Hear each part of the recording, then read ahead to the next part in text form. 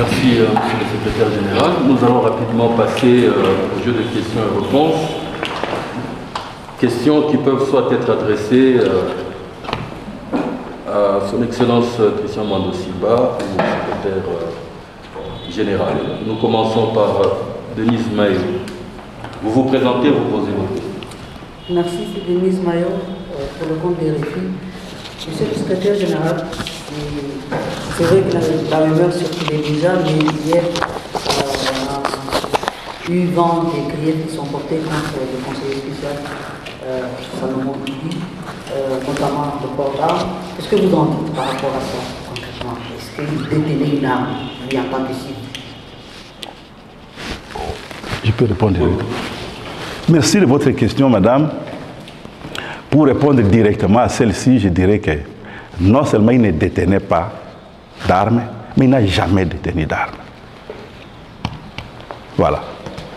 Par contre, c'est donc une fausse accusation. Mais par contre, oui, c'est une fausse accusation. Par contre, nous pouvons vous rappeler que chaque fois qu'il a été question de piéger l'opposition politique, les services des renseignements ont toujours choisi, entre autres méthodes, de faire passer une arme dans l'entourage des personnes qu'on voudrait incriminer. Du vivant de notre patriarche Pierre Lumbi, paix à son âme, les services des renseignements ont fait entrer des armes dans son hôtel ici avant de venir chercher les coupables. On connaît la suite. Lorsque le président devait s'adresser à des journalistes dans l'enceinte du lieu de sa résidence, mais on a trouvé 2 personnes avec des pistolets parmi les gens. On les a identifiés, on leur a posé la question, vous êtes quelle sorte de journaliste qui vous promenez avec des pistolets? Ils ont dit non, ils appartiennent à la DEMIAP. On a dû recourir à la police militaire pour obtenir qu'ils puissent être évacués de là. Parce que leur place n'était pas de se retrouver armés au milieu des journalistes. Donc voilà comment la question des armes a toujours fonctionné. Nous sommes à 6 mois des élections.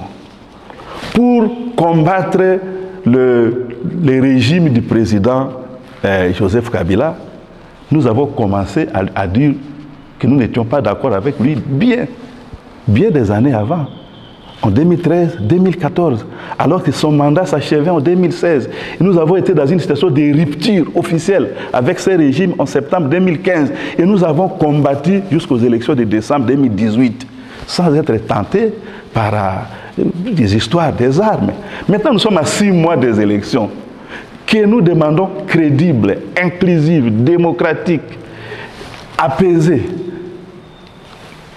Qu'est-ce qui pourrait nous tenter maintenant de recourir à des armes? Notre président, c'est un homme pacifique, je dirais même un pacifiste. Et nous considérons que la conquête du pouvoir dans ce pays doit se faire conformément à la Constitution et aux lois en vigueur, et non pas par la confiscation par un groupe d'individus ou par les recours à des armes. Voilà un peu notre réponse par rapport à la question des armes. Élisée Odia, une autre question. On reproche à Salomon Kalonda de se faire sécuriser par des éléments de l'armée sans autorisation. Entre autres griefs. Et puis autre chose, on est en train de voir sur les réseaux sociaux certains tweets, certains éléments qui pour certains corroboraient, et en train de corroborer le fait que vous envisagez, en tout cas Salomon Kalonda, envisager un putsch pour essayer d'installer justement un cadre. Oui, merci beaucoup madame. Vous êtes de la presse, vous êtes professionnelle, et vous savez comment ces choses-là se passent. La manière dont on a enlevé M. Kalonda, le monde a vu à cause des technologies d'aujourd'hui comment ça s'était passé sur le tarmac de l'aéroport. C'est à quel endroit il était gardé par des militaires sans autorisation ou quoi. Là-bas sur place, à l'aéroport, vous avez vu des militaires autour de lui quand la garde républicaine est venue les cueillir. C'est à quel endroit? Qui peut justifier qu'on marche sur toutes les procédures constitutionnelles et légales pour procéder à cette brutalité et l'afficher sur la place publique? Donc, qui veut noyer quelqu'un, ou on dit qu'il veut noyer son cher, l'acquise d'essai, donc il n'est pas coupable, mais ce que nous pouvons vous dire est que c'est au moment où on l'appréhendait que conformément à la Constitution, il devrait être informé des faits mis à sa charge. C'est dans les 48 heures et en présence de sa famille s'il avait demandé et de ses avocats s'il avait demandé qu'on devrait l'écouter et en arriver à une certaine conclusion, soit de les relaxer, soit de les confier à un juge. Vous savez, vous êtes informé de ce qui a entouré sa séquestration. Donc l'interdiction à sa famille de l'approcher, l'interdiction à ses avocats de l'assister au mépris de la loi. Et le débordement de la durée de garde à vue, tout ça pour essayer d'inventer quelque chose. Vous avez fait référence aux réseaux sociaux, mais nous ne sommes pas les seuls, vous et moi, à savoir que dans les réseaux sociaux, tous les imbéciles du monde peuvent s'exprimer. Quelqu'un peut même pirater votre compte et envoyer de mauvais messages à quelqu'un d'autre pour vous noyer. Vous avez vu ce qu'il en est advenu aujourd'hui, la semaine dernière, même du pape François. Qu'est-ce qu'on a mis sur les réseaux sociaux en son nom, sur son compte. Donc, nos services de renseignement, s'ils prennent les réseaux sociaux comme leur principale source d'information et de renseignements, et comme leurs partenaires dans la réalisation de leur mission, alors nous sommes tous en insécurité. Merci beaucoup pour le parole. C'est Jean de la rue de Radio Okapi. Pouvez-vous nous dire quelle est la personne dont on va avec un pistolet les jours de la marche le 20? Les images montrent quelqu'un, lorsque le président Moïse allait prendre place à bord d'un véhicule, il y avait quelqu'un avec un pistolet. Était-ce un vrai pistolet? Cet homme-là est-il connu de vous? Et qu'est-ce qu'il faisait en ce moment-là avec cet arme, entre guillemets? La deuxième question. Est-ce que vous faites confiance à la justice congolaise? Si oui, adviendrait-il si ce que vous redoutez arrivait? Merci pour la question. Avec ces deux aspects, j'ai déjà, en répondant à la première question, affirmé que M. Kalonda ne portait pas d'armes. Non, je parle pas de la personne. Non, parce que si M. Kalonda ne portait pas d'armes, si une autre personne portait une arme ce jour de la manifestation, il ne m'appartient pas de les chercher, de l'identifier, de les poursuivre. C'est ceux qui sont à la recherche des armes qui devaient aller bien analyser la situation, bien analyser les images et aller à la recherche du présumé coupable. Kalonda ne portait pas d'armes, on n'a pas à dire que le jour de la manifestation, il avait une arme et aujourd'hui nous venons de le voir à l'aéroport, il n'a pas d'arme mais on le prend quand même. Donc il n'avait pas d'arme, il ne portait pas d'arme. Donc si quelqu'un portait une arme, ils n'ont qu'à les chercher et à les trouver. Voilà ce que je réponds à cette question. Le pouvoir judiciaire, c'est un pouvoir constitutionnel. En tant que citoyens de ces pays, nous ne pouvons que faire confiance à nos institutions. Et donc, nous avons toujours confiance en chacune de nos institutions, y compris dans nos cours et tribunaux. D'ailleurs, vous allez me voir un de ces jours aller en justice au nom du parti, porter plainte contre un service public. Mais, chaque fois que notre justice s'écarte de sa mission, c'est le rôle de chaque citoyen de les dénoncer. Nous avons toujours dénoncé ce qui ne va pas. Nous ne sommes pas d'accord, par exemple, avec la caporalisation des services dans les cours et tribunaux.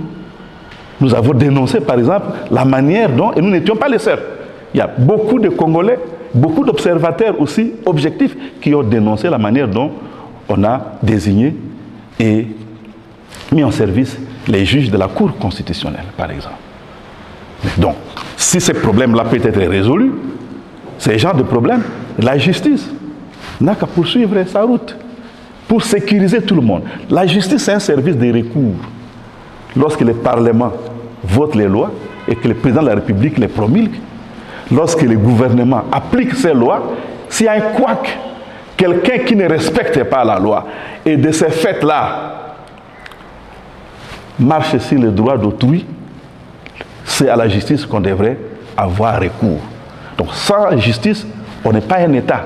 Donc nous avons confiance en la justice telle qu'elle est voulue par la Constitution et les lois de la République, mais pas nécessairement dans le comportement de certains animateurs à l'endroit de cette justice-là. Je crois qu'il faut faire la part des choses entre l'institution et ce qui l'anime et qui parfois glisse jusqu'à accepter de prononcer des arrêts sur commande et de jouer de mauvais rôles sur la scène pour des intérêts qu'eux-mêmes ne peuvent pas avouer sur la place publique. Je crois que nous avons des problèmes avec la justice. Quand quelqu'un dit que si quelqu'un ose faire ceci, ces jours-là, nous allons distribuer des armes à nos militants. Et qu'après on voit entre les mains de ces militants les armes distribuées et leur travail dans la rue. Il n'est pas interpellé, le parquet ne se saisit pas de ça, il n'y a pas de suite. Mais quand quelqu'un dit ça c'est mauvais, c'est lui qui est interpellé. C'est cette justice-là, à plusieurs vitesses, que nous ne souhaitons pas, ni pour nous, ni pour nos enfants. Une toute dernière question. De HKC Télévision, j'aimerais que M. Christian parle aussi, peut-être ces dernières questions. On a parlé également, dans le rapport qui nous a été donné hier, qu'il y aurait des conversations au travers du téléphone de M. Salomon Kalonda, des conversations avec quelques généraux rwandais pour bien préparer ce coup d'État.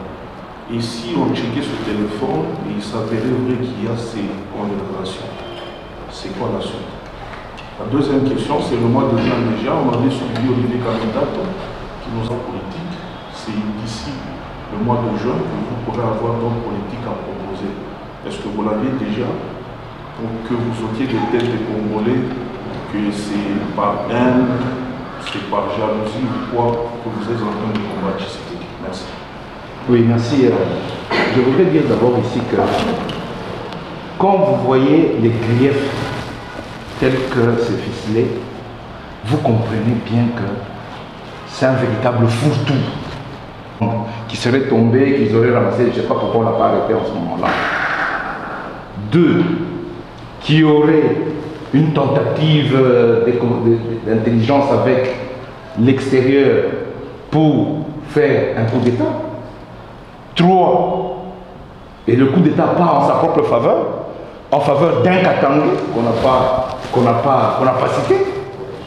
Trois, après tout ça, que Ensemble pour la République, notre parti, chaque fois qu'il y a un communiqué, va le faire valider à Kigali.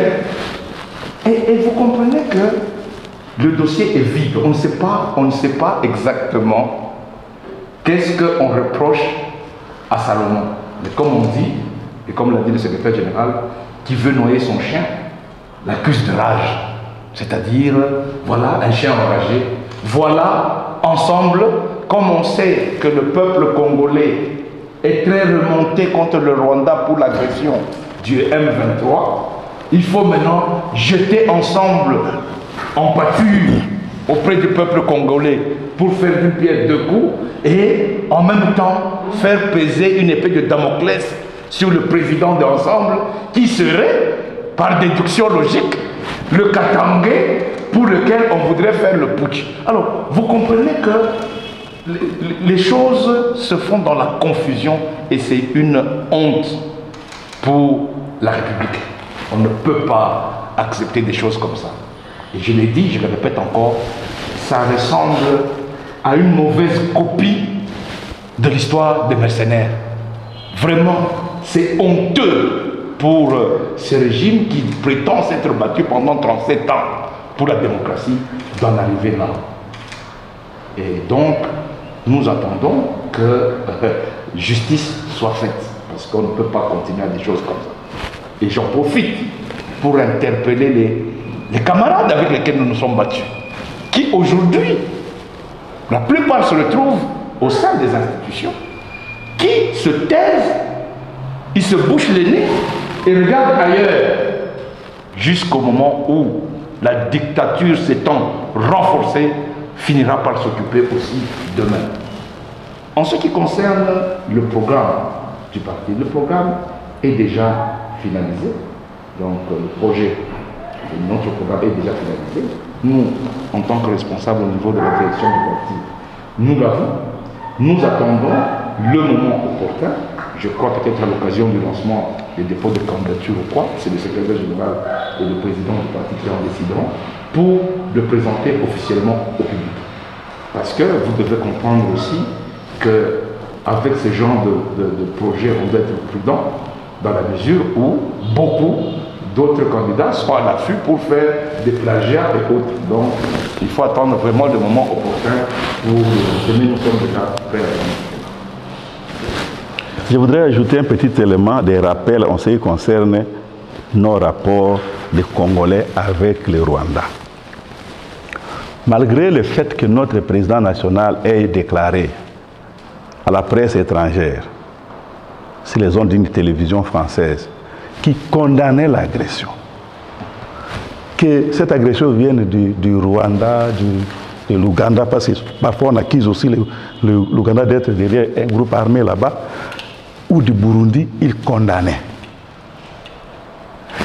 Et ici, dans ces bâtiments, dans la salle à côté, il a signé une communication qui a été lue par son porte-parole, où il disait « Nous condamnons l'agression et nous conseillons au gouvernement de ne pas chercher la solution à ces problèmes en recourant aux pays qui sont soupçonnés de près ou de loin d'être derrière ces mouvements d'agression.